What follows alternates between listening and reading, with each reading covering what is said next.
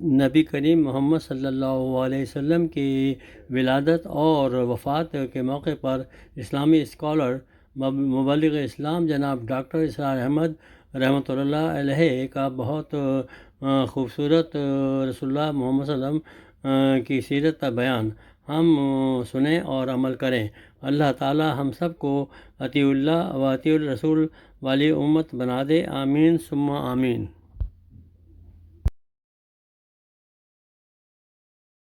یہ بہت بڑی بات ہے، بہت بڑی بات ہے، اور سیرت کا یہ حصہ اکثر و بیشتر لوگوں کے سامنے نہیں ہے۔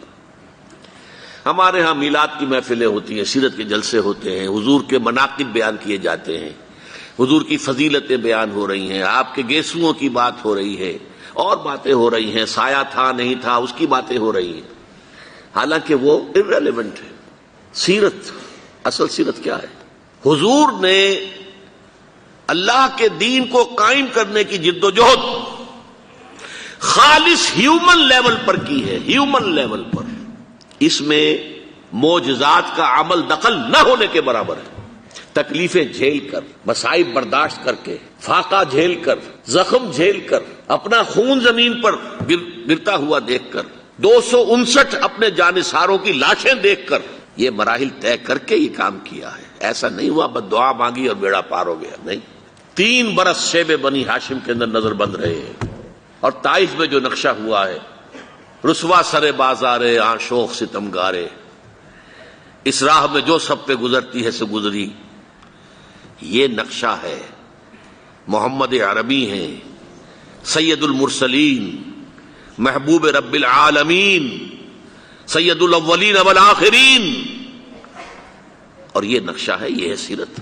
یہ کوئی بیان نہیں کرتا، کوئی بیان نہیں کرتا۔ بڑی دلدوز حدیث ہے، اور میں چاہتا ہوں کہ آپ اسے ذہن میں رکھیں۔ حضور نے فرمایا یوشک ان یاتی علی الناس زمان، اندیشہ ہے کہ لوگوں پر یعنی میری امت پر ایک زمانہ ایسا بھی آ جائے گا،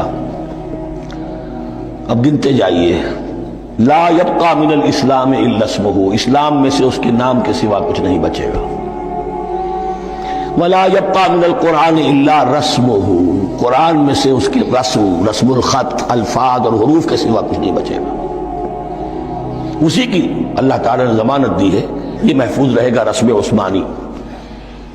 مساجدہم عامرۃ، ان کی مسجدیں آباد تو بہت ہوں گی، وہی خراب من الہدی، ہدایت سے خالی ہو جائے گی۔ یہ خراب کے لفظ سے، یہ خراب من الہدی، وَعُلَمَاؤُهُمْ شَرُّ النَّاسِ تَحْتَ عَدِيمِ السَّمَاءِ، اور ان کے علماء آسمان کی چھت کے نیچے کی بدترین انسان ہیں۔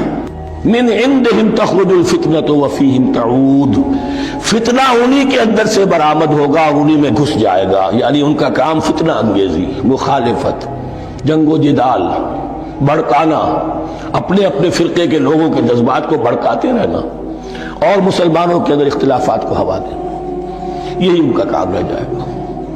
آج جن کو ہم علماء کہتے ہیں، ان کی عظیم اکثریت اس کیفیت سے دوچار ہو چکی ہے۔ جب مذہب اور دین پیشہ بن جائے تو کوئی خیر اس میں باقی نہیں رہتا۔